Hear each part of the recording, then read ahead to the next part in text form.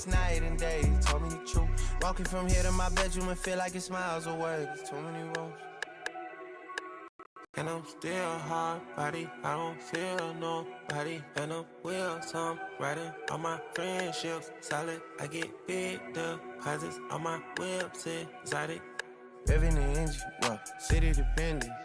I gotta finish it, I want opinions, she wanted things, yeah. She want a ring or some sort of arrangement, yeah. Something that's dangerous, I wanna change it, I wanna claim it, yeah. I want it painted, yeah. She quick to say no cause she know she a diamond, yeah.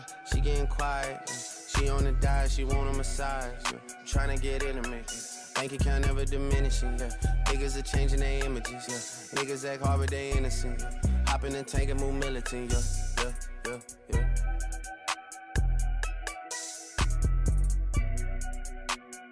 Find me somewhere out in London, you know that's the hideaway. I need some head and some moral support from you right away. Since I've been making donations to you like United Way, you know I do. Stories you told me about him, I can see that it's night and day. You told me the truth. Walking from here to my bedroom and feel like it's miles away. There's too many rooms. And I'm still hard body, I don't feel nobody. And I'm wheels, I'm riding on my friendships. Solid, I get big deposits on my whips, exotic. Trunk on the engine, I'm on a mission. The Bronco 250, I'm out your division. I got him excited, know it's been a little minute. I left her delighted, made her love off a chrome. These sucker despite it, the touch is the Midas. She say fuck me and calm, I just do it like Lover but Nike. Ordered a jet for you and your friends. Trophy you running that big body Benz. Got a little bit that came up from nothing. We shopping in London and doing it big. Landed private but we out in public. I know we the topic for you and your kids. Ice Monopoly gon' broke, not an option. If they could've stopped it, they would've been dead. They would've been dead. She could be the wig. Don't play with my head, you test my emotions. Don't be testing my phone every day, I'ma leave it on red. Don't digging and stroking. My new bitch pussy wet like an ocean, I need a new spread. The solid one chosen. I'm gon' wanna stay focused, I can't let them put me on edge. Can't put me on edge. I just bust on my wrist and this rose gold and it's an edge. I just put pointers on feds. I just counted to me and all cash and got hit from the feds. Yeah, I just told them if we played, then we stop in the growth for they dreads. I just had to put the pyramid push that I'm never gonna drive them to shed. Build a panoramic goals. We got foes and deuces toast on the big dog. Today, we're going to craft up a TNT two-piece, power through the CBB Super Tuesday slate, and cash a squad ride. This is Behind the Lines. I mean, Chucky Hepburn had Boopy Miller in jail. It was tough to watch. Maybe the worst game I've ever seen. Boopy Miller missing layups left and right. Couldn't cover a parked car. You got Chucky Hepburn jacking up threes. Didn't have a chance because for some reason, I don't know why, but in hockey, a 2-goal leads is actually like losing. It might be worse than losing. You might as well be losing because a 2-goal lead is never safe. This feels like a game where Ohio State can make this weirdly close, but it's a game where you look at it and you're like, okay, Purdue should dominate at home, and you turn it on because it's a tied game with 3 minutes left and Ohio State's fighting. I think this is going to be a close game when really on paper it shouldn't be at all. And then I see this quote from the coach, his starting center, Tomislav. He literally said, deathly ill. The kid's sitting on your fucking bench. What are you talking about? He's deathly ill. He looks fine to me. And if he is that sick, why is he sitting next to the rest of your team? Are the neurons in your brain not functioning? What's going on up there in Illinois?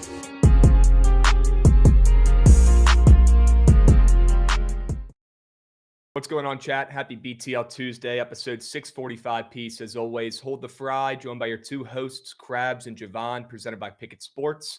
If you're not tracking your bets on Bookit yet, what are you waiting for? Start tracking your bets on the best bet tracking app out there by far, on the App Store or Google Play. Whatever phone you got, they got Bookit on that puppy. Go check it out. All right, start tracking your bets over there on Bookit. I promise once you start using it, you will continue to use it. Best bet tracking app out there by far. Okay? Jovan, happy Tuesday. How we doing? Sure. Let's go ahead and take a peep at the... How we doing, Jovan? Sure. Good. Happy Tuesday. We got a loaded college basketball slate today. We had a loaded hockey slate today too, man. We're going to need to dive into the ice. Okay, we don't have a choice. Sure. Chat, we got a lot to get over today. A lot to go over. Surge yesterday, yes. I think we did hit a prize picks lineup yesterday from that stream. Correct me if I'm wrong, Pega. Did you hit one? Let me know. Yeah, I think we hit a 4-man. I saw it on Twitter this morning as well. Joshy, happy birthday as well. Want to go ahead and shout him out. Looks like we got Lightning in chat. It's his birthday too. Two goated birthdays today. We got Joshy, we got Lightning. We got so many birthdays in February, Brett. Shit ton. It's crazy. All right, let's keep moving and grooving. Let's go ahead and look at the squad ride recap. You guys already know what happens. Golly, man. Nebraska, they were in that puppy the entire time. But for some reason, it just never felt right. I'll be honest, that entire game. It never felt like they were going to pull it out besides Bryce Williams, 3 threes right off the rip. Dude, Bryce, he had like 20 of their 23 in the first half or whatever it was.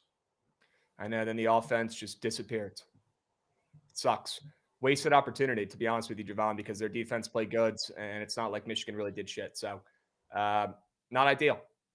Not ideal. And we have to bounce back, chat. Like Lightning said, I'm a Husker fan. That game made me want to claw my eyes out. No one but Bryce could put the ball in the hoop. Yeah, it was tough to watch. And if one other guy could step up, they would have won that game. But we're here, and we got to bounce back today. And, Jovan, we got no excuses because the slate is absolutely loaded. Yeah, absolutely there's a lot going loaded. Okay. All right. Let's go, Pega. Sure we can. W's. 62% yesterday on the stream. People brought their A game. Love to hear that. Wow. Okay. Love that. All right, chat. We got a lot to get over today, so we're going to go ahead and power through these recaps. Let's take a peep at the Sharp report from yesterday. And no, Seaborn, I did not get in a bar fight. I have a sty on my eye, and it's so swollen and hurts so bad every time I blink. But only one way to make it feel better. It does look like I got punched in the eye. I'm not going to lie. It does. And Goots, if you can go on mute, that'd be great. UNC Wilmington was – you're good, bro. UNC Wilmington, that should have been the squad rides. And I'm pretty blown about it. Should not have put in Nebraska and Texas Tech. Obviously, hindsight's 2020. Jovan, Florida State was winning and hanging around the entire fucking time, and then they blew it late. UNC, I'll give some respect. Excuse me. RJ Davis and UNC closed that game out pretty well. They kept their season alive. So you tip cap there and you move on. And can we leave the Sixers in the Big 2-4 maybe? Or at least think about it? You're so right about waiting for injuries in that game, dude. Can we just second can we leave I saw 2-4? Second I saw Vooch out, I moved on. Like, that team just doesn't give a shit. No, they don't. Horrendous. It sucks because, those guys, everybody involved on that team for the most part is, has generational wealth. Coaches, players, even the role guys, they're fine. They're set. What are they stressing about? At the end of the day, right, if that team is toxic, if that team sucks, the hell do they have to worry about? They don't give a shit. And that's why the NBA sucks and the product keeps getting worse. Yeah. Because they don't have any glue guys. No. There's not enough glue guys to go around, Jovan. They got no glue guys in that locker room in Philly. Zero. Not one. They got the opposite. They got the most toxic team of all time. They don't give a hoot. Let's leave them in the Big 2-4. Have to. At least for now. Yeah. Second I saw Vooch, I knew I took the bait, dude. I knew I was cooked. That's all right. That's all right. I feel like with the NBA, I mean, if you what can you do? Because there's always somebody out every single fucking game, especially at this point of the season, right? We're about a little more halfway through. Yeah, pretty much. There's always some fluke shit. It's the NBA. We know it. So let's keep at least the Sixers. We don't have to keep the NBA out, right? We'll talk a little bit about the NBA today too, but let's leave the Sixers in the Big 2-4 until they earn it. Yeah, 2 times was enough for me. Okay. We got Jacobson coming in, resubbing. There we go, Jacobson. We got Guy Fox coming in at the end of TMA as well, talking about Memphis. Sure. WTMA earlier today. And again, W Joshy, happy birthday, my man. Need a TGL square for tonight. And I really hope it's Shane Lowry, one of my favorite golfers of all time, the Irishman. Would love to get involved with the Shane Lowry square. So just say the word, Joshy. Let me know, my man. All right. If you don't mind, Jovan, I do want to bitch about something. It's not the squad rides, although I could bitch about that for 2 minutes. It's not Texas Tech. It's actually sticking with the NBA. Ooh. You mind if I get to it and bitch about something for a minute? Yeah, definitely. Sure. Good. So go ahead and run that pup.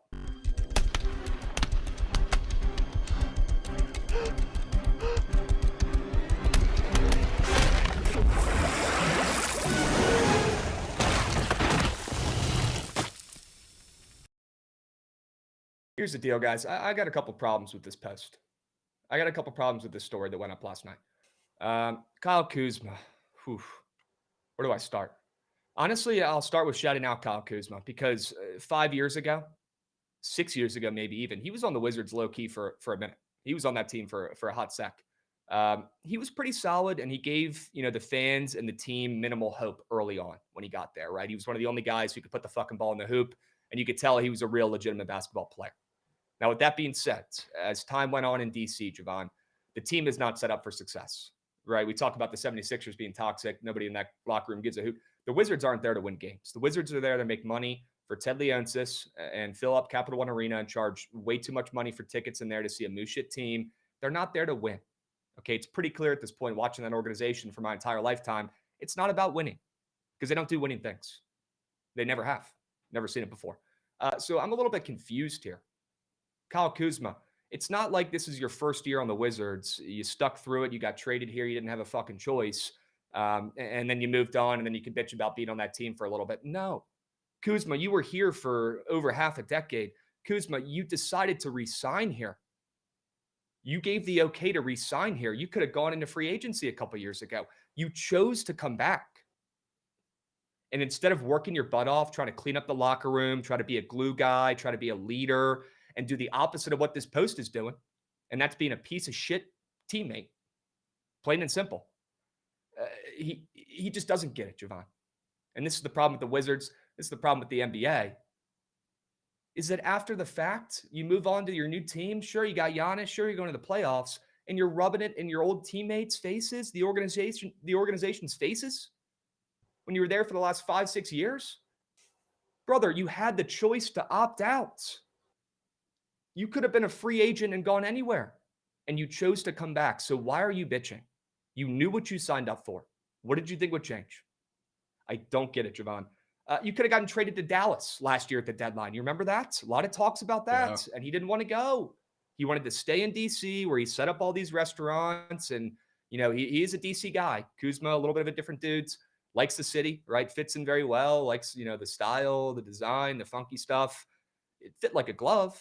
He established himself in the city. He started all these different restaurants, and then he bitches after the fact. I don't get it, Jovan. He had 2 opportunities to leave. He chose to come back, and then afterwards he bitches. It's the problem with the NBA, man. These dudes just don't get it. If I was on the Wizards, I'd probably be bitching too, even if I made the choice. We'll say that. I'd be tired of it. Yeah, but then don't choose to come back and then bitch about it after. That's my problem. It's also true. Rubs me the wrong way. Really does. That's all right. At least we got the Caps, right? The Caps are the opposite type of organization. They are run the right way, and they care about winning, which is weird because they have the same fucking owner. It just makes no sense, Jovan. It makes no sense. Shout out Kyle Kuzma. I wish you the best of luck in Milwaukee, man. I'm sure you'll be a pivotal part of their run in the postseason that they've never had.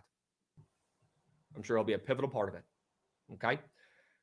Let's keep moving and grooving, Jovan. Enough bitching about Kyle Kuzma and the Wizards, who, by the way, are playing their best ball since Kuzma's left. I want to make that perfectly clear. They won again last night. Can we clap it up for the Wizards, who looked great last night, honestly? Shout out Marcus Smart. Maybe we do have a glue guy in the locker room now, Jovan. Yeah, how about that? I mean, him and Middleton, I feel like, are solid glue guys. Yeah, you hear that post-game interview? Yeah, I don't know if you saw that on the feeds. Yeah, they were asking Marcus Smart, how are you feeling about after your, Wizards debut? And he said, I just want to come out here and prove that I can still do this shit. Pretty cool. Yeah. I like that. Marcus Smart, grinder. Excited to see him. Chris Middleton. Alex Sarr is playing better. Some of these younger guys who are playing better. The Wizards are in a much better spot now that they've moved Kuzma. They've played better. It's night and day. It's pretty clear. Maybe he was the problem. All right? Yeah. Let's move. Let's groove, Jovan. Enough talking about Kuz. Why don't we hop in and talk a little bit about the Sharp Report today? You ready to talk about some winners? Sure. Let's get to it. All right. We'll start out with some CBB here, folks. And yep, I'm going to do it. I'm going to fade Florida. And catch the falling knife here. And I'm going to back Georgia, a team that's been struggling a ton. They've come off of 4 straight L's. Okay, they did cover against Auburn. They showed some serious heart in that game. They hung around. They welcome in a Florida team, Jovan, that you know very well. This team is on fire. This team is destroying teams, not just winning, not just covering, but they are embarrassing their opponents. They are absolutely annihilating every team they face. They've had no trouble over the last month or so. This team is dialed. This team right this second is playing like the best team in the country. Well, what do we know about college basketball? You could be the best team in the country, but once you leave your home arena, you never know what's going to happen. And Georgia needs a win like they need fucking oxygen. And I want to back Dakota LaFou and this Georgia Bulldogs team, Jovan, at home to get a must-needed win to keep their tournament hopes alive, potentially pulling off an upset here, but at least keeping it within 2 threes, right? 6.5 points here. I got +7 earlier today. The +6.5 is still good here, guys. But I want to back Georgia here, coming off of 4 straight L's in what looks like the sharpest play on the board today. We'll find out pretty soon if it's sharp or fake sharp, because they either win this game outright, keep it close, or they lose by probably 40 again to the Gators, who are just unbelievable. Yeah. I'll tip the cap. I mean, teams are, Georgia. It's 20th game in a row that it's been sharp to fade Florida, and the 20th game in a row that Georgia's been sharp at home, so I can't do it. Yep. Little tip cap if you hit that one, Krabs. All right. Let's swing it around to your plays, see what you're crafting up. Start the Little NBA with a NBA total. under. Yeah. Okay. A little under. Sure. The Cavs, sneakily. I know they haven't been like, it's not the rock fight team, obviously, of last year, so they're not on par defensively with the same numbers as the Magic. But when I see this total after we've seen 2 straight 240 pluses from the Cavs, and they've actually responded by putting up points in those games, now you get a much different matchup. The rematch of what we saw in the playoffs last year, a much slower defensive matchup, and the Magic have hit a bunch of unders in a row. But this is one where something I've noticed, and I even talked about it a little bit yesterday. I was looking at like the Heat total, and I was like, yeah, there you got one side of the spectrum where it's the highest total that the Heat have seen pretty much all season. And then you have the Hawks team that is going to get those totals all the time. A lot of those yin and yang matchups have been leaning towards the under lately. So I've been trying to tap more into that. I wanted to see how the Heat game went yesterday to see where my head goes with that. But for this game specifically, it's a tough matchup. Obviously, like the Magic offense isn't good as is, but when you have 2 wings that are primary scorers and they use their size and physicality, and you're going to see Jared Allen in the paint, you're going to see Evan Mobley matched up with one of them on every given possession. It's really tough matchups. Like, I don't expect the Magic offense to be fantastic, but they do defensively. I mean, offensively, they play slow enough to slow up any team, but defensively, they pose a tough matchup on the Cavs as well. So I see this total move down a couple points since it opened, and I think it's going to be one of those classic Magic slugfest games again. So no Paolo threes in this puppy, huh? Yeah. Well, one of the reasons why the Magic have a tough matchup, you're not going to be able to penetrate the paint as easily as you do against a lot of other teams. You use your size. So they're going to turn the Magic into jump shooters, which maybe we get a Paolo Tordates game. Who knows? I can assume he's probably going to shoot some. Mm-hmm. All right. The volume might be there then.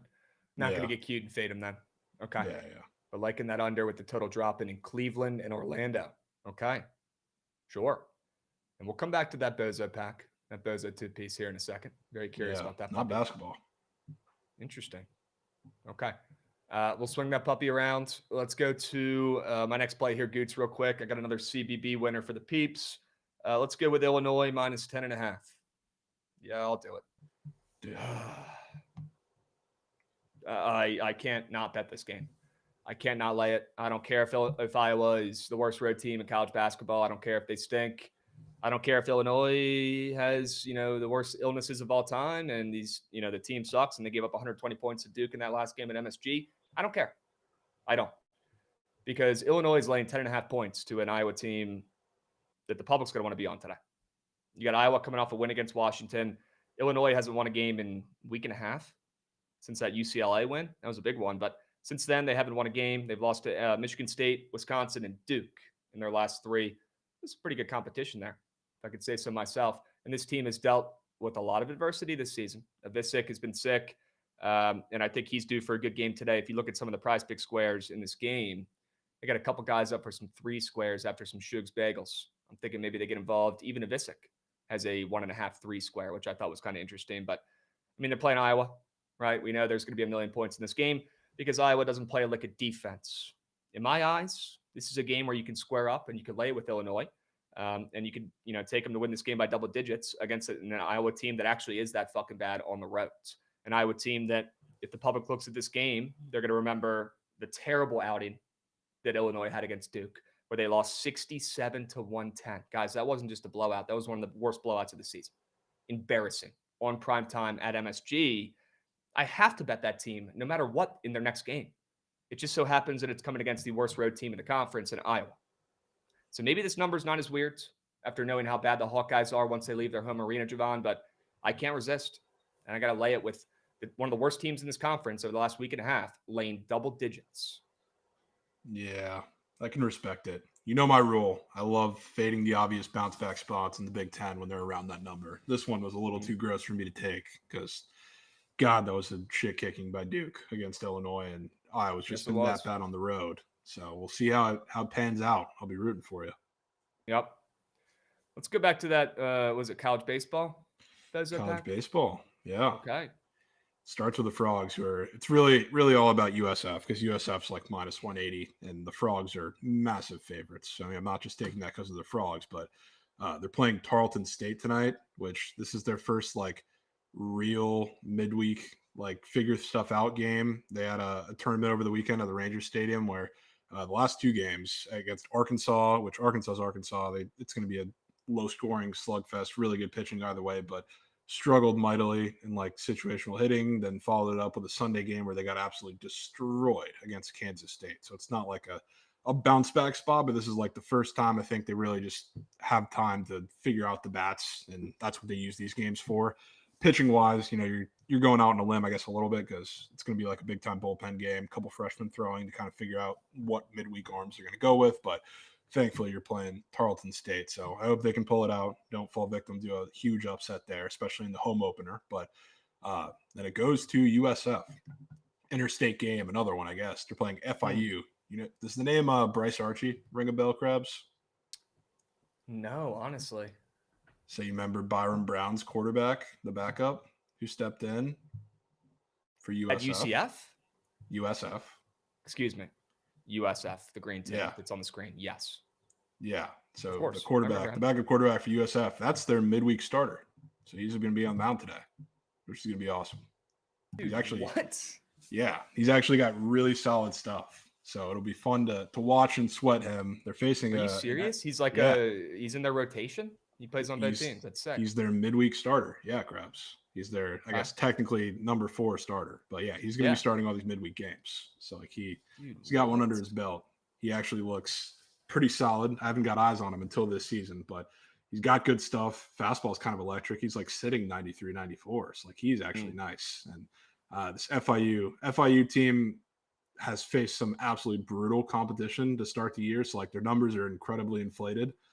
So, I mean, the offenses looked great. The pitching's looked okay, but they've played some of the worst teams in all of D1. So this USF team has got something special about them. They've had really good weekends, did follow it up, or I guess closed it out with a tough loss against Georgia Southern in extras, but they fought so hard that whole series. It was really impressive. The bats are hot, and I think they're going to stay hot in this. So wanted something to try and de-juice USF with a little bit because I do think they win the game. Just went with the Frogs.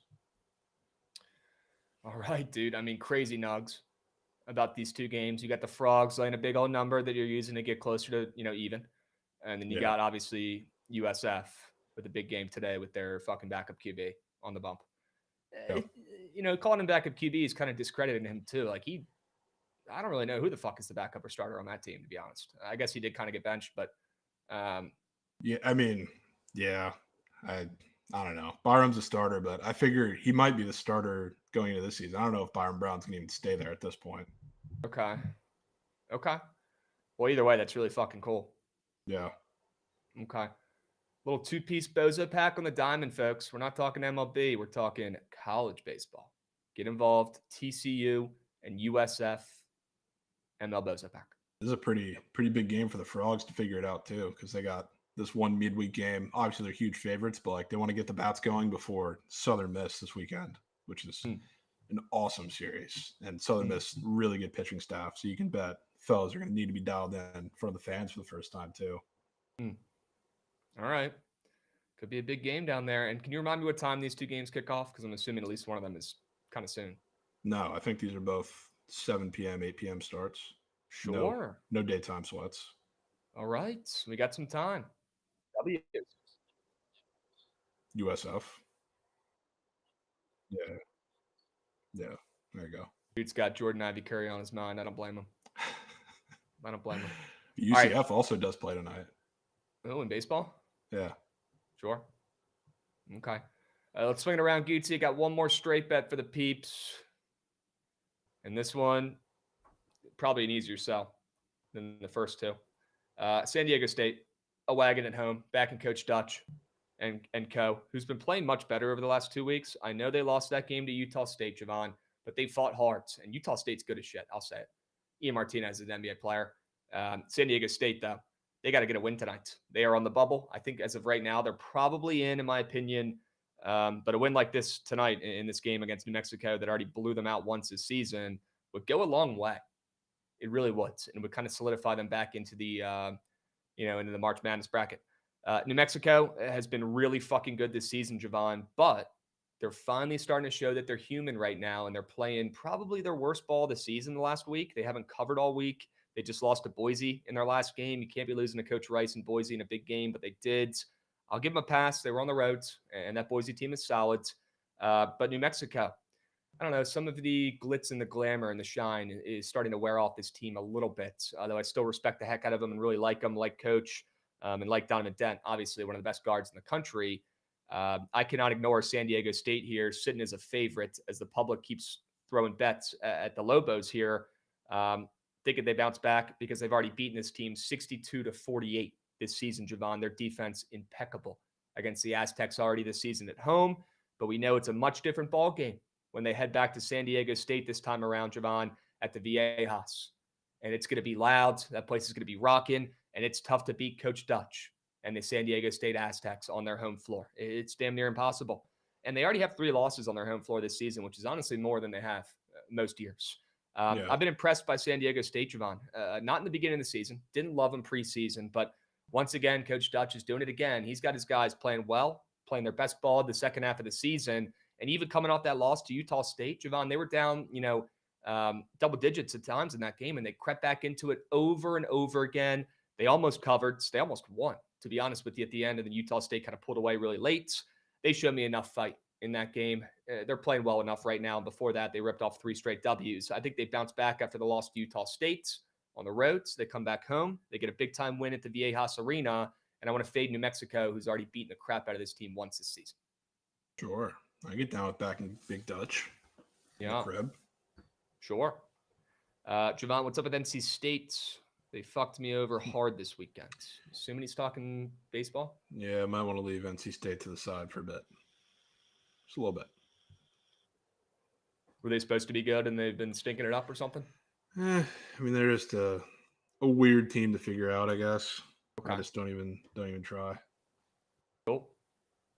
All right. You guys can get down with the San Diego State Aztecs tonight, laying 2.5. Taking the ML, though, in that game.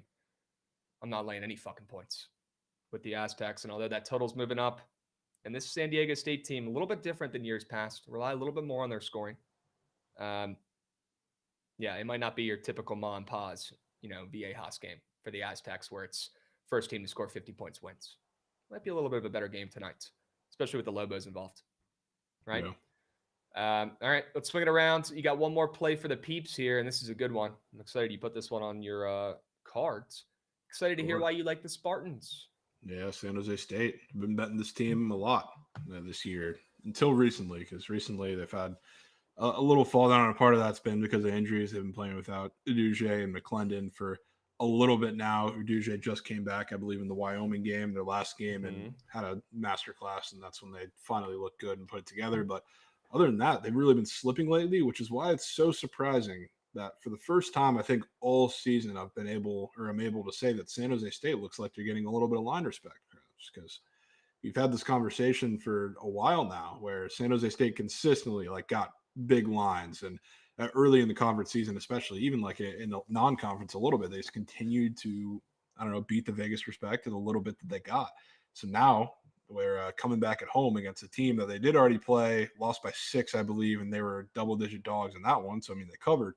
Now they're only getting plus 2.5. And again, they really haven't been playing all that well recently outside of, Uduje coming back. McClendon, I think, is still supposed to be out for this game, but in the Mountain West, we'll probably find that out 5 minutes before game time. Looking at the spreads, I wouldn't be shocked if he makes a return tonight. I wouldn't be shocked either, but I'm not counting on it. I'll say that. But, San Jose State team, this UNLV team, I guess, is played somewhat well as of recently. I know they haven't been quite covering games. They've been winning games, and the defense has looked fantastic. So I expect this game to be somewhat of a slugfest. And when you're putting it on your shoulders of your best scorer and Uduje, even if McClendon comes back, it's not a game where I expect them to go out there and score 80 points like they did against Wyoming exactly. But I do think they match up well to contain the size of UNLV a little bit.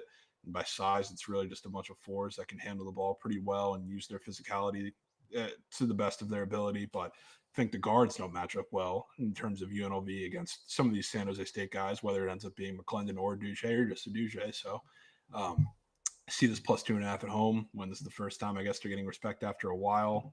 I have to get involved if I wasn't going to already. Yep. Love this play. And I'll be honest, Jovan, I don't know if Dean Thomas is going to be up and moving for the Rebels. He missed the last game.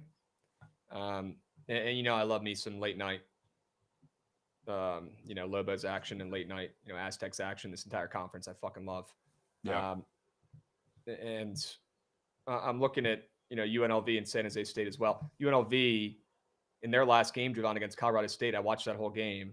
Shout out Colorado State, team total under. Shout out the Rebels for showing some serious heart in that game. But dude, they could have won that game without Dean Thomas. I was very impressed with how good they looked without their star.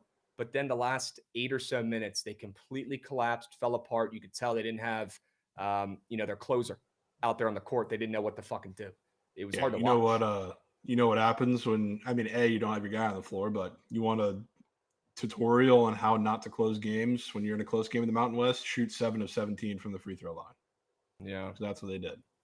So, especially in a game that barely scratches 100 points for a majority of it.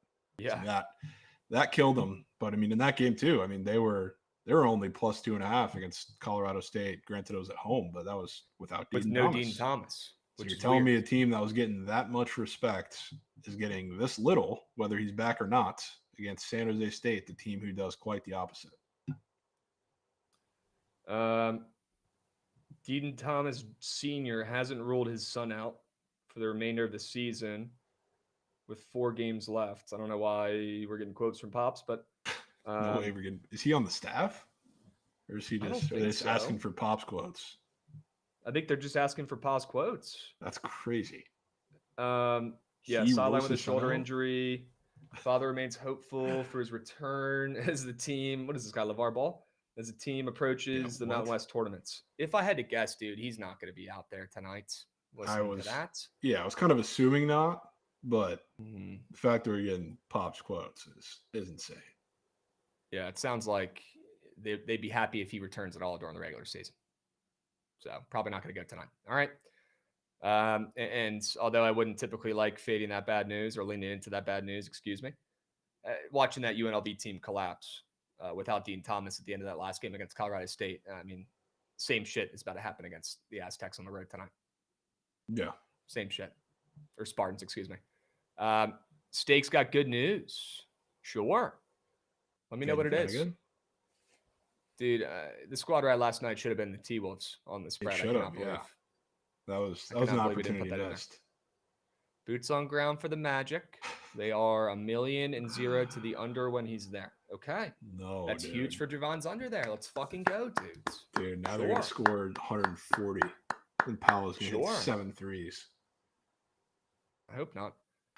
Man. All right. Let's keep moving and grooving here.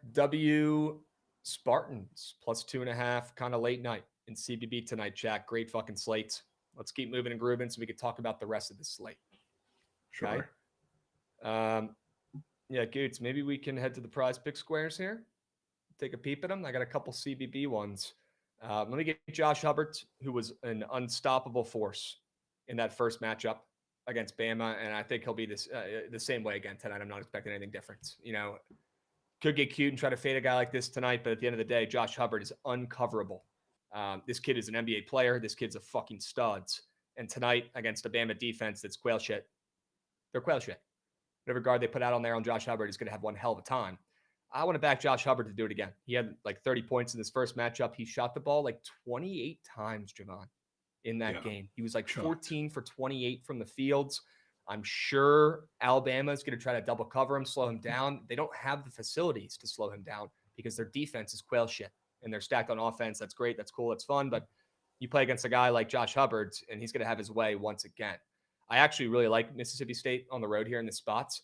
I don't love that they kept it close and almost won outright the first time around, obviously, because it looks like, a little bit easier to cover this relatively bigger number, getting close to double digits, but this is still Alabama. And I do like this Mississippi State team, although they have not been playing great of late. They've dropped 2 of their last 4 games. I do think they cover. I do like the over again in this game, even if it's square. Don't care. And Josh Hubbard's going to keep Mississippi State in this ballgame. I'll tell you right now, whoever's covering him is going to have one hell of a time. He's done it once. He'll do it again. Yeah. I mean, Mark Sears ain't guarding him. So they might, you can't even put him on him anymore. Yeah. You can't. The thing with Bama, too, is like, it's not just that their defense is bad, but like their whole scheme and philosophy is making the other team score quick so they can do the same. It's like double covering like anybody, whether it's Hubbard or anybody else, really doesn't. It's not in their nature. It doesn't help them. Yeah, put Aiden Holloway on them, see what happens. Yeah, right. Cookie. Good fucking luck. Good fucking luck. Krabby Square of the day. Vassal more than points. He's terrible right now. Okay, good start here. But it's the ultimate buy low spot in a great matchup. W Adam, I will put that back pocket. W Vassal. Okay? Yeah. Hubbard likes to score. Not sure he clears 20.5 tonight, though. I think he does. And I think we see a lot of points. That's going to be a really good game tonight, once again, just like the first matchup was. Okay? And then Jovan, this one is a little bit of a tougher sell. Josh Hubbard's a GOAT, in my eyes at least. But Miles Burt's, my goodness, got all the talent in the world. I've been seeing people talking about it early on this season, saying this kid is, potential lottery pick. I'm not buying that. It's got to be from some fans of the teams. But at least saying this kid could get drafted. He's so athletic and big. He's got that NBA build, right? He's a wing guy, plays great defense. But tonight we're going to be targeting him to score, okay? If you search this guy's name on X, you'll see people roasting him about his performance in that last game, Jovan, and for good reason. He really kind of gave up and got in his own head in that game and kind of cost the Aztecs down the stretch. He shot 1 for 9 from 3 in that game as well. So just a really bad game. And there's clips of him, not boxing out, bitching to the refs instead of playing defense. I guarantee you there's been a talk. There's been a heart-to-heart before this game tonight between Coach Dutch and his stud sophomore, Miles Bird, to lock the fuck in. Miles Bird, if you keep shooting 1 for 9, you're not only not going to get drafted, but you're going to get benched and you're going to be coming off the bench for the Aztecs going forward. It's time to lock in. He's too fucking talented. And I like the over in points in this game. Obviously, I already like San Diego State. And Jovan, with Miles Bird coming off his worst career game shooting for the Aztecs, I got no choice. I got to go back to him. Yeah, I can respect it. 100%. It's so nasty. We got to get it one time. With one of these shooting regression games for him. Probably the best matchup he's going to get. We know he has it in him. We saw it all the first half of the season, or first third of the season at least. Miles Bird was looking great. People are gassing him up. They're talking about NBA, him getting drafted. It's been a lot of hate over the last month or so, though, Jovan. He's got to lock the fuck in. And he's got a perfect opportunity tonight against a defense that he already dropped 14 points against earlier this season. I think he does it again. Sure. Down with that. He does it again. All right. Wemby's out for W's the year, chat. Huge. What's up? Wemby's out for the year, by the way. Huge news. Okay. Did you guys hear? Have you guys heard the news? Wemby's out. Jovan, you got a couple squares for the papers. I do. Take you to my goat, the Bolts. Quick with a little demon action. 3.5 SOGs for Cooch, which I planned to do this anyway, just because situationally, this is kind of my strategy, I guess, with the Lightning, this first week out of the break, because the Lightning had so many guys not named Cooch in the Four Nations. They had Sorelli, they had Hagel, they had Points. Countless guys, especially the ones that are on those top 2 lines. Cooch didn't get to go because Russia's banned for obvious reasons, and I think he's going to come out with fire in his ass for a lot of these games, especially the big ones like this, not just because it's a massive matchup against the Oilers, who actually did a great job defensively against the Lightning the first time, but it's Connor McDavid. Cooch is one petty son of a bitch. Whenever he plays some of the best players in the league, whether it's McKinnon, whether it's McDavid, whether it's any of them, he comes out absolutely ripping. Those just so happen to be the games where he's not CP3 and he's not super passive. He's more aggressive on his own end. But coming this week of the break, I think he knows the onus is on him to be more aggressive because guys didn't get the benefit of having the full break. So you're going to have to do something on your own, especially when your line mates are a little more gassed coming off the Four Nations. You're getting to play McDavid. You're getting a massive matchup at home where he loves to rip. But the added wrinkle to it now, the Bolts are playing 11-7 today, which means they are playing extra defensemen down a D-man. Or down a attacker, extra D-man, which when the Bullets play those, there's happened like 3 times this year that I can know off the top of my head. The last one was a little bit before the break, like a week before the break. They're playing the Red Wings. They switched to 11-7, just had an injury and sickness. You know what he did in that game, Krabs? What did he do? 7 SOGs. Absolutely Jesus. ripped. Yeah. And there are 2 times they were in the same situation a little bit before Thanksgiving. One of the times I think he only had 3. They were playing the Ducks. They're up $1 million from the start. Other game was right before that. I think they were playing the Bruins. He had 5 or 6. So like whenever they play this specific little lineup that they're going to roll out today, he doesn't have time to be CP3. So like situationally, it's great off the formations, all that, but the onus is on him tonight. And the fact that it's against McDavid is absolutely fantastic. So give me that. No, we're taking D-Bane. This is the game that the Grizz Suns, where we took that over. What was it, like right before the break? Super high total. Yeah. It's in the same exact place tonight, so I was very much thinking about going back to it, and I definitely will. But one of the guys that I think he didn't really fully get to exploit the matchup the first time, even though I think he did have 20 points in that game, but he was getting to the rim nearly at ease whenever he fully decided like he wanted to, because that's the type of defense the Suns have, period. But that's the type of looks that they were giving him on the defensive side of the ball. I think he's going to explode tonight and absolutely grow up. This is the time where, there's a lot of people on jaw, which is pretty much it's going to be the case almost every day when you have the Grizz in a high total game. But D-Bane, I think, has a perfect matchup tonight. So I'm taking him for 20. Doesn't hurt that he's coming off a moose shit game. Horrendous game. One of the worst games I've seen him play in quite some time, which a lot of that was minutes related, I guess situationally related. But yeah, can't ask for a much better spot to back him out of. I'll tell you what it was, Jovan. It's him getting fat, happy, complacent after getting his jersey retired down there in Fort Worth. Well, he did have a game before that, which I'm kind of mad. I was like, I have to back D-Bane after the jersey retirement. And then he came back. He actually had 2 games before that. He came back and he had 23 legacy game. Yep. Granted, it was against the Pacers. You're right. Yeah, I could probably do that against the Pacers. But yeah, he's had a couple games before then. Cavs, really bad matchup. Cavs, really bad matchup for him, though. And he struggled mightily. 0 for 7 from 3, 2 for 13 from the field. Couldn't get anything going. Does tonight. Okay. All right. Desmond Bane getting involved tonight, dropping a 20 bark. Shit, maybe more. All right. You know your guy, Desmond, right? I feel like you like taking him. You got a pretty good read on him. I do. I don't take him often. Probably should take him more. Yeah. I like that play, especially coming off that shit game. Okay. W's Gucci. I feel like we should probably go look at the rest of these college basketball games, right? We got a fucking loaded slate today. A lot of games we haven't mentioned yet.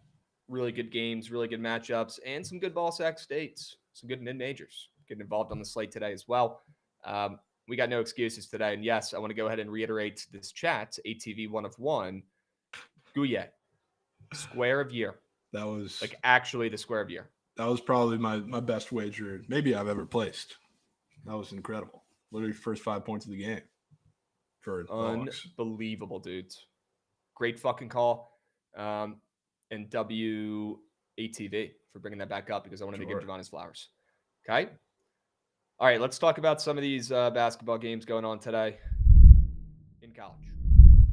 All right, let's talk about some 18-year-olds missing some free throws here, folks. And let's go ahead and get the Hokies out of the way. Let's talk Hokies. Let's talk Louisville. Let's just get it done so we can move on here. VT looks sharp, right, guys? Yeah, great. We can all notice it. Cool. Here's the problem. The Hokies have been good in the recent years. They've had much better teams, much better players, and they pulled off some massive upsets pretty much every single season since I've been following the Hokies, since I went there, starting in the big 2016. Okay. This team has been pulling off upsets at Castle since I've been following this school. But some of that line respect is still kind of lingering around. It's when they're home, Jovan, and I'm not falling for it. I'm not falling for it. It looks like the sharp play. And would you look at that? They're down to 9.5 now. Single digits, Jovan, sure. Yeah. I'm not taking the bait, dude. I can't do it. This Louisville team, too stacked. And I know they're probably one of the hottest teams in the conference, if not the hottest team in the conference. They're on a winning streak right now. They've been on Fuego, and they've been so good on the road, Jovan. 11-1 against the spreads. Louisville's been this season on the roads. That is unbelievable. Unbelievable. And I think they cover and win by 10 plus on the Reds. Hope I jinx them. But I think the Hokies get leftover line respect over the years. I think Louisville's too much talent to handle. Their defense, it's going to be too much to overcome. Yeah, I can agree. I'm not taking the Hokies. I got my Okay. Louisville fade out of the way on Saturday, so I'm not doing it again. I want All Louisville right. to keep winning, though, because, I was very worried. Maybe it'll die down a little bit after last night, but that power conference team that everybody seems to be slowly inching further in their brackets in their head as the sleeper team that's not really a sleeper in March Madness. It was Texas Tech, it felt like, for a bit. Now it's starting to slip more into Louisville. Yeah. This could be As trouble. they should. I'm going to have one heck of a time, Jovan, putting my crabby hat on in March and fading this Louisville team. Yeah. I don't want to toot my own horn, but I kind of feel like I was at the forefront of gassing up this team with Pat Kelsey. 100%. Definitely had an advantage after watching this dude at Charleston over the years, and just building that program up from being rat shit to great. He gets it. And if this doesn't prove, guys, how important coaching is, look at Louisville over the last 20 years. Rick Pitino, go. We know that. Goat, maybe a sketch ball and not the greatest dude overall. Obviously got in some trouble and had to make his way out of there, but unbelievable coach. And that's when Louisville was him. And then they fill in with all these crazy bad coaches over the last couple of years, and it just didn't work. They had funding. They have the arena. You got the hype. You got the blue-collar name in Louisville. Didn't matter. Shit coach, shit team. You bring in Pat Kelsey, year one, immediately off the rip. Night and day watching this fucking team. Night and day. It starts at the top. It starts with coach. I cannot state how important it is in college basketball. Pat Kelsey deserves all the credit in the world. And this Louisville team has been so much fun to watch, man. I'm going to have a tough time fading them in March. Yeah. Really tough time, dude. All right, let's talk about some of these other games. You don't want to get involved in the Hokies game, do you? I don't think I really taken that. I really don't. Nats up 2-0, though, Krabs. Dude, they are unbelievable. 3-0. You guys sorry. If you haven't locked in your Nats over 70 wins, you maybe want to go ahead and do that today. Just go ahead and get it out of the way. Yeah. I'm so excited for this team for this season. I think they're very, very underrated. I really do. This young core, they got confidence, they got swagger, they got aura, and they can hit the fucking baseball. Those are four very important things. Dude. 4 very important things. Charlie Morton got out of runners in the corners, 1 out. Dylan Cruz is cracked. Yeah, Billy, I wish I could watch the game, but I can't, even though I pay an insurmountable amount of money to have cable. Can't watch the game in the Big 2-5. Crazy. Right. Is Dylan Cruz lighting it up right now, Billy? Let me know. You guys might be able to watch it. I'm just blacked out. I can't watch it because I'm close. So, Krabs, is Mitchell Parker going to be dialed this season? I hope so, man. That guy's got one hell of a curveball. But you know who my goat is, my underrated sleeper on that team. Another lefty, DJ Urs. Talk more about baseball going forward. We got to get through this college basketball, guys. Stop distracting me in chat. Toledo, Kent State. Yep, we're going there. Let's talk about it. Jovan, I think I'm going to ban him. I think I'm going to put him in the bin. You should. I think I'm going to put it in the bin. And yes, it was always UNC Wilmington. I know. I'm not encouraging it, but this is the first time in a bit I think I can say collectively a lot of people are seeming to want to fade Kent State, which is probably horrendous vibes. Well, I was correct about my read on Toledo in their last game when they lost outright to Bowling Green, and just an unbelievable performance from them on the road. God, Bowling Green, that team's got so much fucking heart, but Toledo's not good. And they haven't covered 4 games in a row. You're saying people want to maybe bet them today? It's probably more of a spite fade on Kent State for their actions, right? It could be, I guess. I don't really know the reasoning behind it, but yeah, right. Toledo's in the good graces of some of the public, it seems. It also could be because they beat them by 19 a couple weeks ago, so it could have something to do with it on the road. A little bit. We must save Krabs from Kent State. He needs us. I love where your head's at. Devils are rock chalk. Love where your head's at. Way to look out for the kid. But, you don't have to tell me twice. I am putting Kent State in the bin. Not betting them, not fading them. Done. Let's look at some of these other mid-majors, though. Any thoughts on Akron and Ball State? Akron finally lost a game, Jovan. The Zips. They were just playing fucking great. but they finally dropped a game to Ohio, who's still undefeated at home this season. Another crazy nug for you. Thoughts on the Zips on the road against Ball State? Yeah, I don't have too many thoughts on this game, Krabs. You can't catch me on Ball State, I guess. If anything, I would lean Akron in this game. Yeah, they did play them pretty close on a spread that was double as large in that first match if those at Akron. But now coming back after Ball State's, I guess, looked better. They're not necessarily covering all these games, but they have won 4 of 5. Probably the spot where it starts to drop off. Can't talk, but I would lean Akron, yeah. And real quick, chat's asking about that Army-Lafayette game. You guys are right. Good eyes. It's Lafayette. They look pretty sharp in that game. Do I want to get to the counter? No, probably not, because I did hit fading Army in a Moneyline Grease piece on Sunday back in Bucknell. It was a crabby fucking 3-piece with Mount St. Mary's, Bucknell against Army, and Navy. That's the only crabby parlay of all time. But Jovan, Army, I really don't want to fade coming off that bad loss. And Lafayette, I really don't want to back coming off the big win against Lehigh. So although Lafayette looks pretty sharp, you got a team who's 7 games under 500 as favorites. They're still home. Army, not great on the roads. And I don't like how these teams are trending, right, to get involved with Lafayette. So I'm going to sit that one out and just lean Lafayette. Sure. Okay. Let's keep moving and grooving here. Any thoughts on Georgetown and Pitt? I got one thing real quick. Georgia Tech. Good. Yep. That Akron over is Jossie's POD. Birthday POD. Really? Yes. Birthday POD. Mandatory tail. And then his favorite square is that St. Lowry one, Krabs. No fucking way. Yep. Wow. Well, I'm 100% taking that. 100%. For Joshy. You don't have to tell me Also, somebody's back in Shane Lowry. You kidding me? Rav is running surge today because Trent's a little baby. So, okay. Let him chat now. Good. When Grab your beast. W-Rav, your beast. man.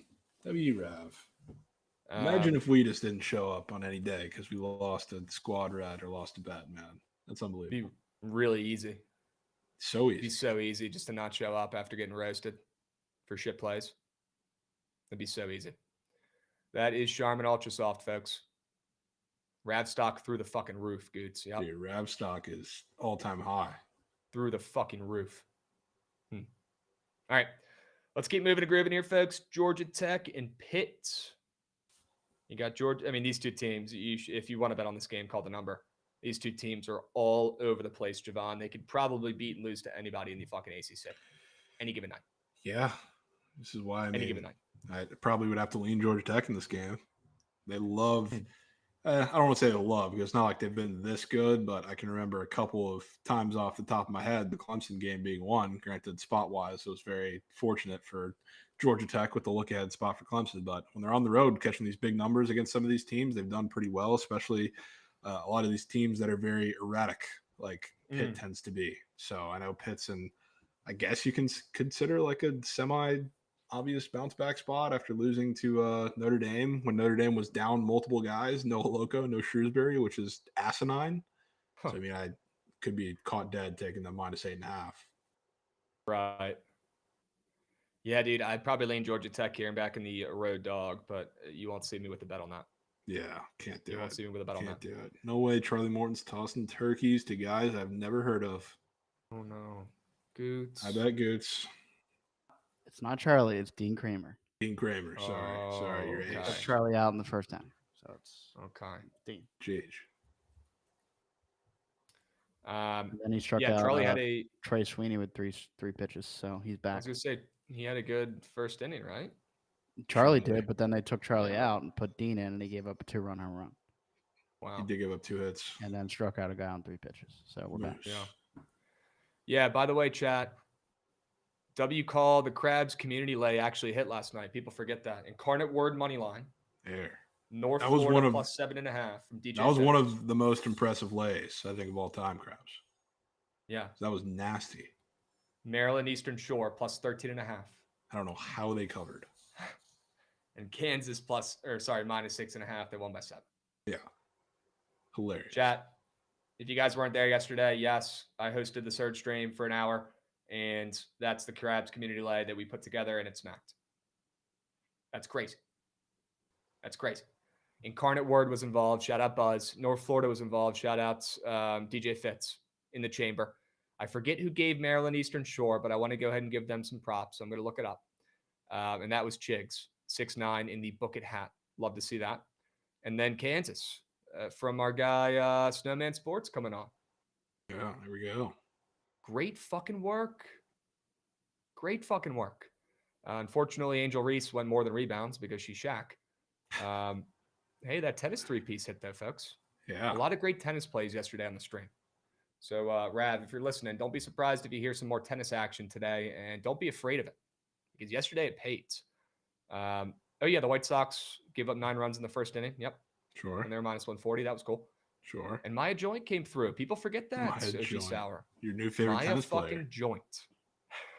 I mean, that's like a name of an Austin Powers character. Like, that's not Literally. real. My Can't Joint. make it up. No, you don't, Goots. Now you can mention him. You can mention him. 2 tanks. Love that. Love that. Shout out Austin Goots, Hayes. clip this moment right now. Jovan just backed your Orioles. He's on the Reds, Krabs. Oh, my God, dudes. Wait, he backed your former Oriole, Yeah, because he's on the Reds now. Austin Hayes. Well, that makes a lot more sense. The question really is here, and Splash Dre is asking the right cues. Are we going back to the White Sox? They're lacing him up today. I don't know. I haven't gotten there yet. God damn it. I'm playing the Rockies. Davis Guys, Martin. I'm always down for a nasty spring training play if you guys have any leans or angles. Dude, we got Davis Martin, who sneakily I think might be him this year. And guess who's hitting leadoff for the White Sox, Krabs? Say that again? Guess who's leading off for the White Sox? Who? Known Krabs guy, Michael A. Taylor.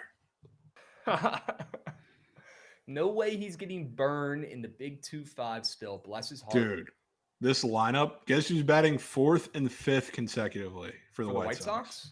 Well, Joey Gallo is one of them. No. Josh Rojas and Brandon Drury That's are in the good. same lineup right after another. That's like immediate tonsils from 2-3 years ago. Are Back the to White back. Sox going to be I might have to sneaky this tip year? cap and toss coin. Are they going to be sneaky this year? We got German Marquez on the mound for the Rockies. Wow. Also, Very I think Michael Toglia has hit like 7 nukes in spring training. Dude, he is Barry. How about? Dude, why can't I find the spring training odds? Oh, here we go. Boom.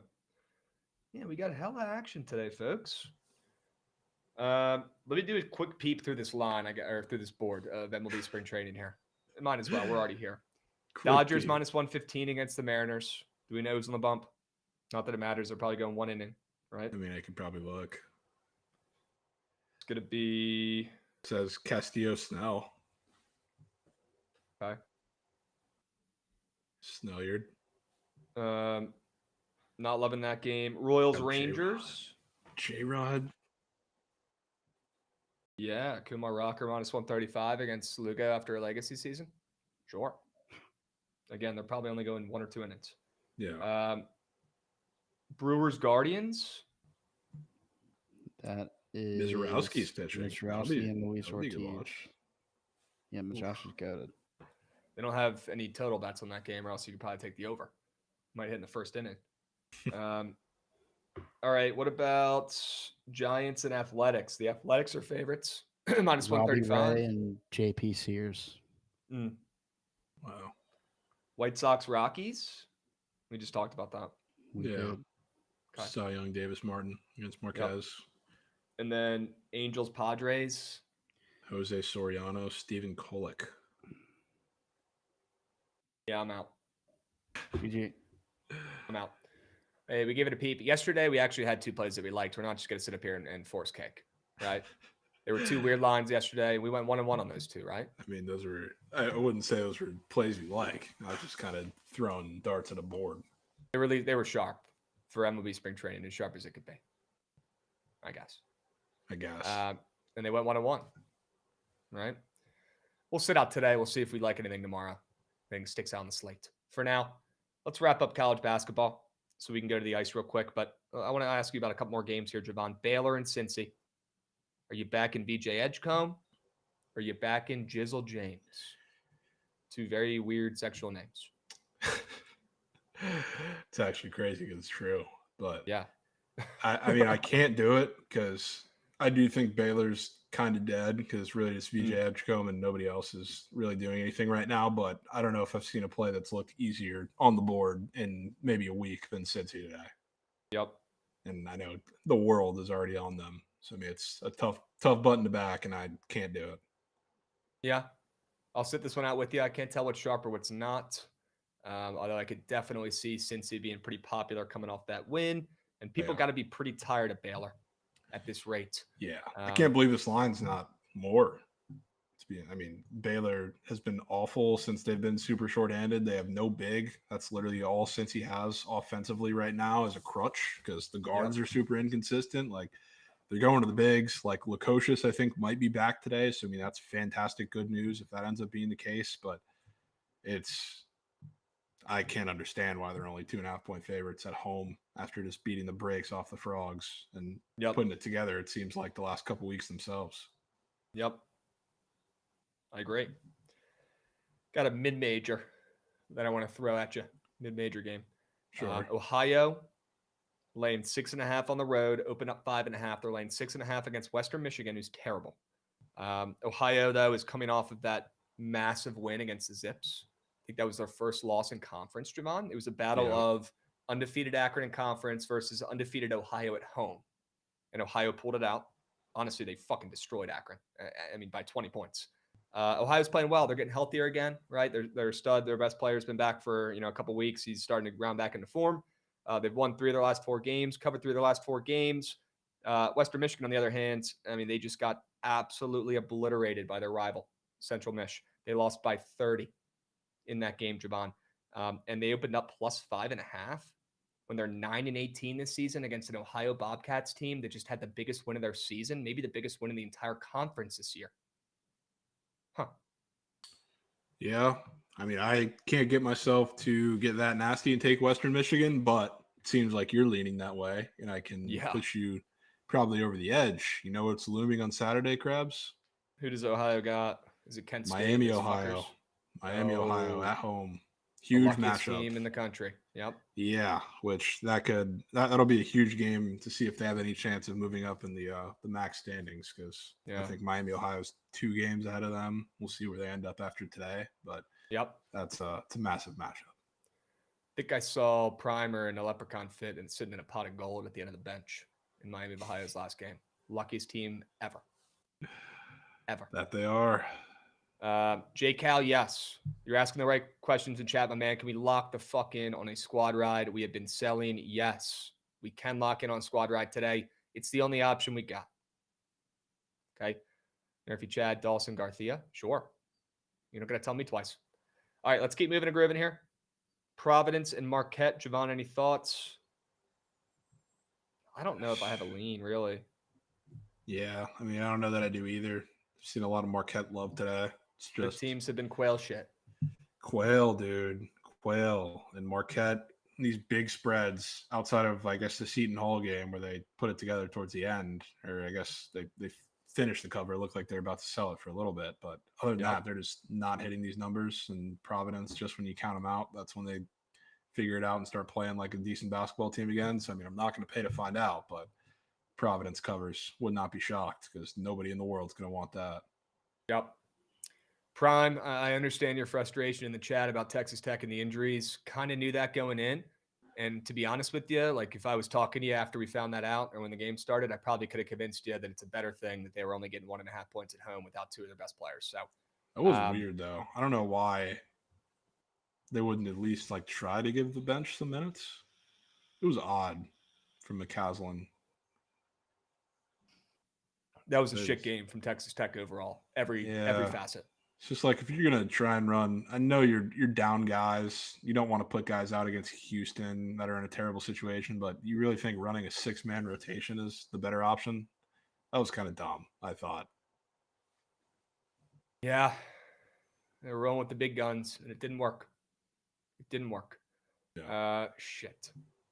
Prime, let's get back on the saddle today, and let's smack a fucking squad ride, okay? Only option we got. Pat and Brittany were boots on ground. How did they lose? That's probably why they lost, Prime, to be honest with you, because Mahomes is acting like he was on the team during that game. Literally like he was on the team. I just find it so funny that like Pat was boots on ground and they were showing him a bunch, and it just happened to be the same exact night, same thing with Raiola at the Nebraska game. They were showing him a bunch. Well, he goes to like every game, bro. And like, I know. I swear to God, I've seen him 3 times on the TV this year. It's just so funny that he happens to be literally aura forming same day Mahomes is doing the same thing. I mean, dude, he was in the locker room after the AFC Championship pretending to be Mahomes in videos with the team. Yeah. Nobody talks about enough. He's tapped in. Like he's like the Chiefs have like brought him in. They think it's funny and they bring him in to pretend like he's Mahomes. Like he does like a little bit. Yeah. He's like their little puppet. Dude, nobody talks about enough how they literally moved the game to Arrowhead, which they're going to lose because Sorsby's goated, but their first game of the season, literally in Arrowhead. He is going to be one circled. Yep. Next level glazing in that game. It'll be unbelievable. Yep. Love seeing football guys or just people at the school supporting the other teams. It's fucking awesome. He's always there. W. He was just like, he was over the top extra. Because I've seen them show him before. He's just been kind of chilling. He was going hard yesterday. Well, then maybe they are actually the same people because Mahomes is doing the same shit. That's kind of weird. Yeah. They might actually be connected in some way. It has to be, dude. It's getting weird. It was already weird, but it's just it's gotten weirder. Pago's asking for the American report in the chats. The report is to not fade American and just take them every game and you make money. Jovan, any thoughts on Miami at home? Plus 22.5 against Duke coming off their biggest win in the season. I mean, couldn't pay me to bet Duke in this game, but yeah, probably couldn't pay me even more to bet on Miami. That team is horrendous, horse meat, all of the above. Just nothing in that game. Okay. I kind of want to bet Miami. Not going to lie to you. I figured you would say that. It's on ESPN. You're getting a shitload of points. It's an ultimate letdown spot for Duke. What the hell do they have to get up for against a team they've already beaten by 40 this season? Coming off that big win at MSG. Cooper Flagg's feeling like he's him. He knows he's him at this point, as he should. Yeah. He actually is him. But Miami's going to be played today, plus 22.5. You can make him plus 30. You can make him plus 10. I would play him no matter what. It's a spot to fade Duke. It has to be done. It has to be done. Lynn Kidd, we're going to need you today, brother. We're going to need you today. Seriously. Lynn Kidd, we're going to need you standing on business. They might need him back in VT tonight because they're going to be without Poteet. Yeah, game time decision. Game time decision on Poteet. Is Lynn Kidd NBA talent? Am I NBA talent, Goots? I got the same fucking chance as him. Does that answer your question? Well, we throw NBA talent around like it's anything. So that's why I'm asking. Hey, any guy I said has NBA talent, you will see in the league. Okay. There's you no will way see we're Toby seeing Lawal. Toby Lawal in the league. You'll see him in the G League at least. Madalocco, NBA talent. Maybe in the G League. No, not Madalocco. He sucks. But Miles Bird today, like we talked about, he will be in the league, or at least in the G League. He'll get a chance. These teams not shooting like this. Well, no. If he keeps shooting like this, he might not. You're right. But, NBA teams, they're suckers for dudes with the NBA builds, and they'll work on the shooting. They'll try to, sharpen them up a little bit once they get to the league. But, you need the frame first, I feel like now. You need that athletic body. And Miles Bird, I mean, he is the perfect NBA player right now. 3-and-D wing guy. I've already seen it. I'm sticking on that take. I'm standing on it. We'll see. Kyrie's dropping a 30-piece tonight. Book it. I do want to spend... Shocked I didn't see the Mavs on your card. All right, why don't we talk about it? Here's the deal. I've had people in the mentions saying, where's the Luka less than? I've had people in the mentions saying, where's your Mavs slip? I get it. I do, guys, but I don't know if I'm going to get there today. I think they get destroyed. And I think Luka tweaks. Yep. Wow. Luka's coming off finally his first good game in a Lakers uni. It's crazy how this narrative has gone so far, Jovan, with Luka in a Lakers uni. He's sucked in every single game besides his last one. Nobody cares. Nobody's talking about it, right? But he does have some confidence coming off his best game in a Lakers uni and against the Mavs team, who I'm certain he wants to blow off some steam against. A team that has not treated him too well since the departure either. They've been chirping. I think it's got to be the Lakers and it's got to be Luka tonight. And even I'm not trying to get cute and fading him. Wow. And not to time to say fade I really Luka, wanted to right? either, but I'm surprised to hear that from you. The time to fade Luka, I think, has passed. It was that 6-game window when he first got there. When if you took his alt less than's a plus chicken, you're building a new home, Well, full brick. I guess that's something to think about because this happens to be the second TNT game, Krabs. Oh, is it? We might have to take something in that. Yeah. All right. Well, why don't we backtrack here and start with that first TNT game? Cleveland, Orlando. This is good because, Jovan, you have a play in this game, which means you have a kind of a read on how it's going to play out. Under. Yeah. Which I guess is not incredibly ideal for PP squares unless we're fading, but that becomes tough. Yeah, for me, it's kind of ideal. I kind of want to fade a goat or take a less than maybe, right? Well, Maybe I'll tell you what my head immediately went to when I was looking at stuff for this game, because I think the toughest matchups for the Magic and why they think their offense is going to struggle, outside of the fact that they're already just slow and not great as is, you got wing length, you have rim protection. So like I think a lot of the guards are going to have to step up for the Magic, and the one guy every time I watch the Magic and they're in that situation where Paolo's having trouble getting to the rim, Franz is having trouble getting to the rim, it's Cole Anthony every single time. He thinks he is LeBron. He thinks he's Luka. He thinks he's the greatest player to ever touch the basketball, and he does not pass. And it's probably the best matchup on the court they're going to get today. So that was the one more than I was thinking about backing in this game. Okay. W Subby coming in from Slander My Name. Appreciate you, my man. 10 months. Sure. Chat, let me know if you guys have any plays you like in this first TNT game tonight or any prize pick squares. Cavs in the Magic. Jovan, I hear you. Cole Anthony, I'm looking at some of his squares. Wouldn't be opposed to backing his points, although back in my mind, I'd probably be more inclined to take somebody else's less than in a game you like the under. But let's keep that back pocket for a sec, and let's peep at some of these other goats on the board for the Magic. Taking a peep at Franz. Don't really know if I want to fade Franz. His squares don't look that weird. Goga is coming off an 11 piece against the WizKids. Goga. He's not typically dropping 11 points. Oh, wow. Was there a bat flip? I need to see if they post a bat flip when that drops. No way. God, he's goated. He's so goated. Jovan, man. The Cats got some good bigs. You're telling me Goga's dropping 6 points tonight after an 11 piece against the WizKids? Probably not, if I had to guess. Could fade Goga tonight. Could fade Goga. Let's see what the odds are for some of his plays on the books. Looks like he's minus 120 to the under 5.5. I mean, how often is Goga dropping double digits, folks? It can't be often. Happens more than you think. 1 in the last 10. He's averaging. I will say though, because this comment is pertinent too. He said Krabs, him and Wendell split. Whoever plays better gets time. I don't know that necessarily is going to be the case today, because when you play the Cavs, you want a big that's going to stretch the floor to get Jared or Mobley out of the paint, especially if you're a team that has two guys that want to get to the rim. So you would think Wendell would get as much burn as he probably would have the opportunity to today.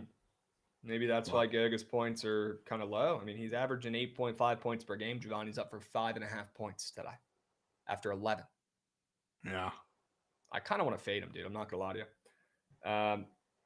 And his rebounds. He had 9 rebounds against the WizKids. He's up for 5.5. Pretty greened out square as well. So if you wanted to go PRA, could go that route too. Certainly interested in fading Goga there. Yeah. Any thoughts on KCP? He's got some Reddit out charts. I'm always down for some KCP.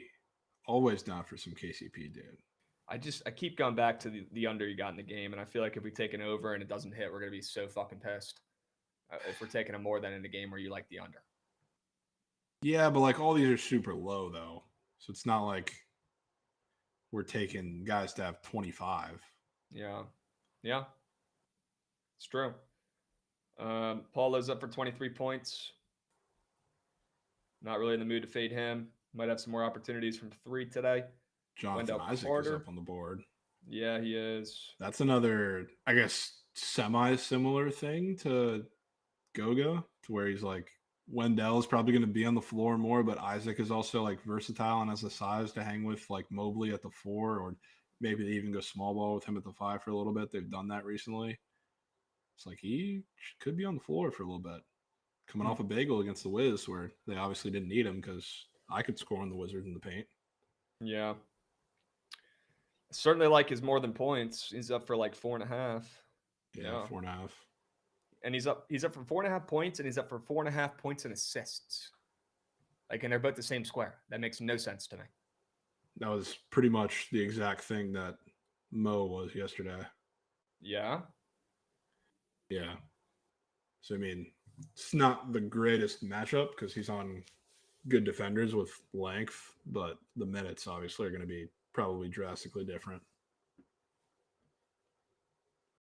Keep going back to fading Goga, man. We can keep Goga back, Pac. Maybe move to Lakers game. Okay. Let's take a peep at the Lakers game.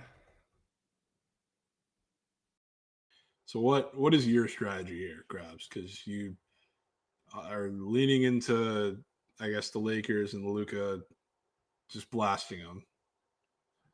So what's your angle here that you're dying to get at? Like, are you trying to back some GOAT Lakers points? Are you trying to take somebody on the Mavs to have a good game, or take some unders? So you think it's going to be a blowout? Like, what's the strat here? I like the Lakers to cover. I like the game to go over, but not because of the Mavs. Although they're not going to drop 80 points, they'll still be hanging. I really like this Max Christie angle in chat. I know Prime was bringing it up, but I can't do Max Christie today, dude. I really think that's going to be air. I can't do Twitter PIDs and TNT 2 pieces, man. It's going to be so air. I don't know, dude. I've seen that an obscene amount of times. I just don't know if I can pull the trig. Okay. Let's look at some Lakers besides Luka.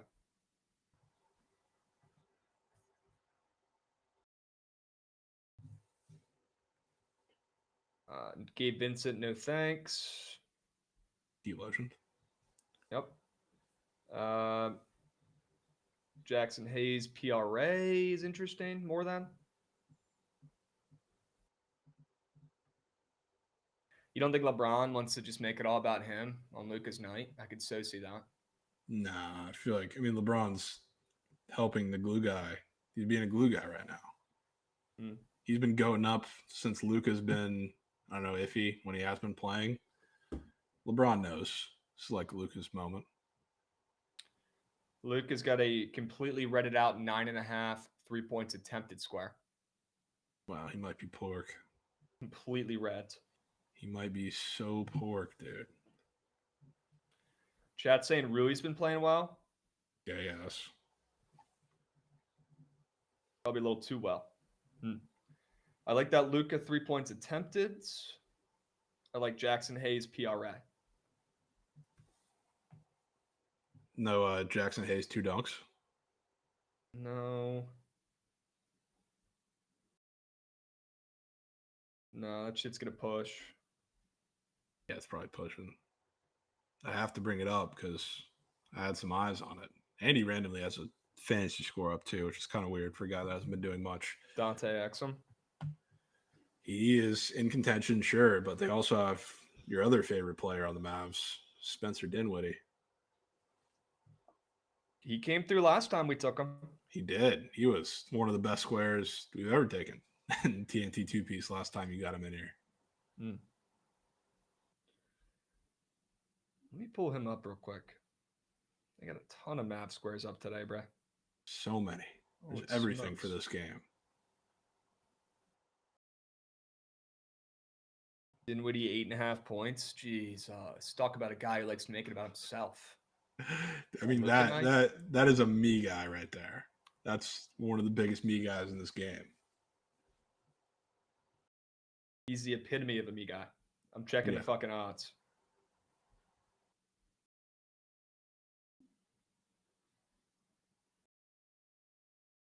Is he not even up? It's so weird.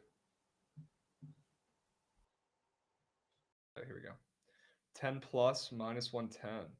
And he's still up for 8.5 on PP. Huh. Dude, here's what my brain's telling me. Goga less than, Spencer more than. Wow. Well, Keeping it simple. Wow. Are we going just points for both of them? I forgot what you said. Just Which go one you said for points. Goga? I like Goga. I like his rebounds too. If you want to get him involved, fading him. But I would not mind just going points with both of them. Take a look at some of his other squares. That's kind of where my head's at right now. Fading Goga. Well, I mean, he just had the greatest game of all time I know, dude. against the Wizards. Gotta fade him.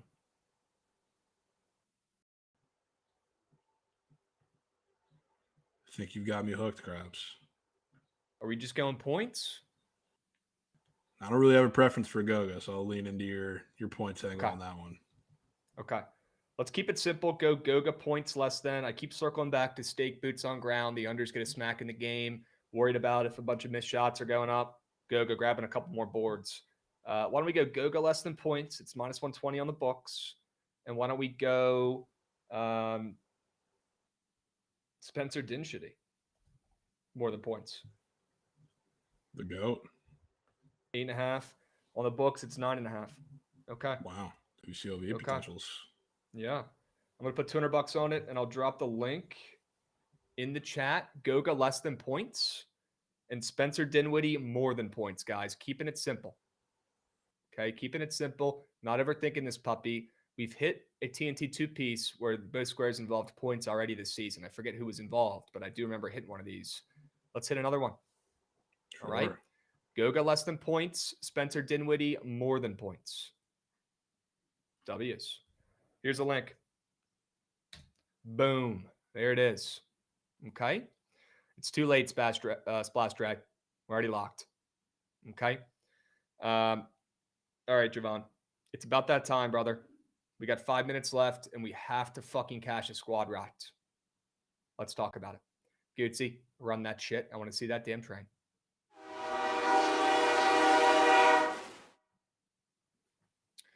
All right, chat. Pretty brutal yesterday with the squad rides, not getting to the fucking counter in Nebraska there. So we got to fucking bounce back today, and we need to smack something. Got a couple plays that I'm in love with today, Jovan, and you came with your fastball today too. So we got a lot of options. I really fuck with I honestly like all my plays pretty much equally. So I'd say Illinois is probably my favorite play by a slim margin. And then I'd probably go Georgia and San Diego State or 1B. Looking at your plays, loving the under in the Cavs Magic, sucker for an under no matter what.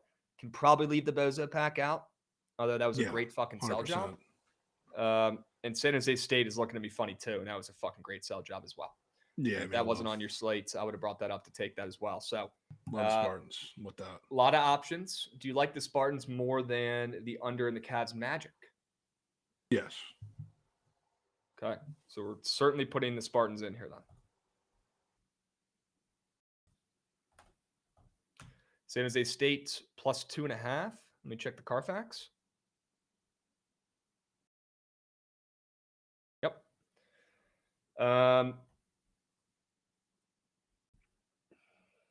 I feel like you liked San Diego State the best out of my plays. Yeah, definitely did. You gonna let me put Illinois in here? It's my favorite play. I mean, if it's your favorite play, I won't tell you now. I'm not gonna have a Iowa ticket. Chat's not gonna vote for it anyways, but I'll tell you right now, that shit's hitting. If you're confident, you're confident. And I'm tipping cap. Extremely confident in Illinois tonight. Getting a big time win, a blowout. Their team total's in the 90s. As it probably should be maybe against this defense, but I mean, they've been playing like whale shit. Yeah. They're getting it done tonight. We got a first-time chatter coming in. Luca going crazy tonight from Prat. Sure. I don't think you're wrong, my man. I don't. Dave Martinez Burner says Kent State vibes, man. I don't know if anybody's been that harmful to the Wallets and the Golden Flashes. I don't know if they're on that level yet. Okay. I think we go San Jose State, San Diego State, and Illinois. Do you want to get your under in the NBA involved? Yeah, we can get involved. Okay. Oh, we'll go 4 plays, 4 winners. Just getting steamed down fat. What is it at now? C220.5. Wow. That ain't no problem to me. Yeah. I don't give a hoot. All right, chat. We got an auto tail from Drum. Mavs ML. After I just talked about how I like Luka and the Lakers tonight, when everybody's the only time Krabs has ever liked, I don't know, the most popular narrative in the NFL or the NBA, and he's got fade again. I'm not putting a full unit on that shit. I'll tell you right now. No, it's plus 310. It's a half you guys here. Okay, 0.4 units. I'm putting $100 on it. Yeah, best I could do. I'm sure that plays though. Drum F. All jokes aside. No matter what the play is, we're tailing that puppy. You redeemed a fuck ton of channel points for that. And I will put $100 fading Luka tonight and backing the Mavs. As much as I think it's a quail shit wager. It doesn't matter. My God. It doesn't matter. Okay. Well, Krabs, while we're talking, I see puck rumors in chat. Rumors are saying that you're going to the Caps game tonight as well. Yes. I will be there. Boots on ground. Wow. Very excited for the Caps game tonight. Any thoughts? I know they're laying minus 200, so kind of tough to back. I mean, Dan Vladar is moose piss. I don't even I fade when Vladar's in net for the Flames, and I back him when Wolf's in net. For whatever reason, they always give Vladar the starts that they just phone it in and expect to lose. So, I mean, you can't catch me backing, I guess, the Caps because they're the Caps and the hottest team in the NHL. So I don't like to hit them while they're streaking, but definitely I'm not taking the Flames. I think you should see a win today. Okay. Total was up to 6.5 earlier today. And I think when Wolf got announced out and that crummy backup you were talking about got ruled in, total went up to 6.5. Now it's back down to 6. I don't want to steal Steak's thunder here, but I mean, 9 times out of 10 when I go to a Caps game, it ends 1-0. Dude, no way we got 2 more auto tails. Wow. What is going on? We got guys redeeming. You guys realize 250K channel points you got to redeem for this shit. This is not. We got Zion a little deal. As the first one. Then Danny has to give us.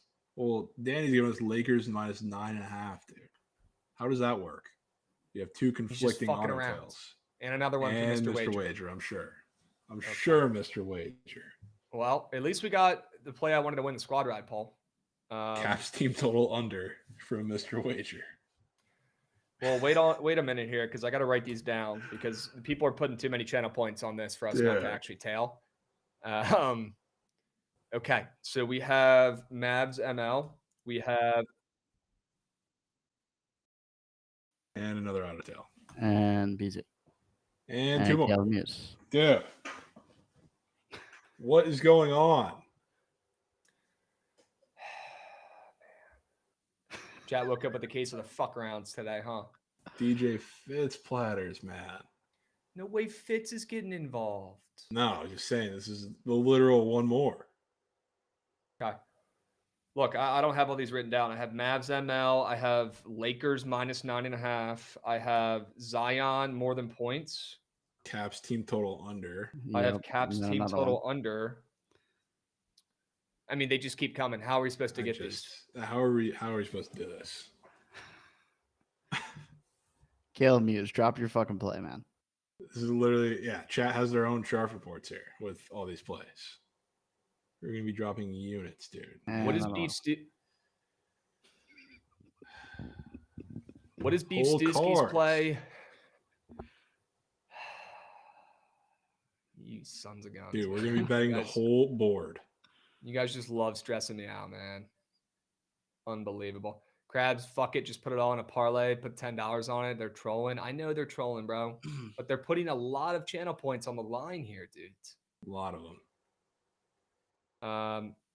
Have we heard what Caleb Muse, Beef Stewski, Danny are on? Beef Stewski just said first half under in Bama. I haven't seen any of the other ones. That might be air. Bro. Chat sharp report, sure. Okay. Two of them. Well, right now I've got, and we got to wrap this up too because we got the surge starting here in a minute. Yeah. But we did get Illinois as a squad rides. But real quick, let me recap because I know I'm definitely missing stuff. Southern Miss money line versus Old Miss college baseball. I love that. I love that. It could be an actual good wager.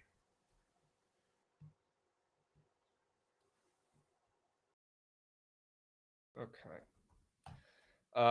We're definitely still missing some. I legitimately think a couple people just redeemed it to fuck around and they didn't even put a plan. So, let me know if we got a Beef Stewski, Caleb Muse, or no, sorry, Danny or Beef Stewski plays. Let me know. Yeah, I think Danny had 2. Yeah, dude, what are we doing? We'll give you guys another 30 seconds here. I'm going to keep peeping chat, and then we're going to move on to the surge stream. W Rav, appreciate you being patient, Beast, and W taking over and running the surge today. Can we get some W Ravs going in the chat? All right, he's going to be your gracious host today. You guys should be saving these plays for the surge stream. Yeah, how come Trent never gets these, man? Unbelievable. I guess it's because he never streams, but I guess it's a different conversation. My play was Dorian Finney-Smith, 2 threes. Ooh, I kind of like that. It's a hokey. Sure. All right. Well, if we missed any of you guys, I'll read these off one more time. I'm pretty sure we're missing 1 or 2 because we had a shit ton of these. But if you don't hear the play you gave, do me a favor, guys. DM me on Twitter, and I'll make sure that we get it in. But this is what I got right now. Mavs ML, Lakers minus 9.5. Like, actually, what are we doing here?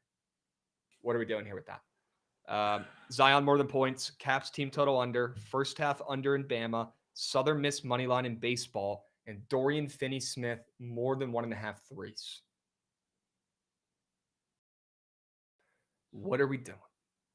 We might need to whip up a graphic. If these don't go over 500, Caleb Muse has to do face reveal. Yep, 100%.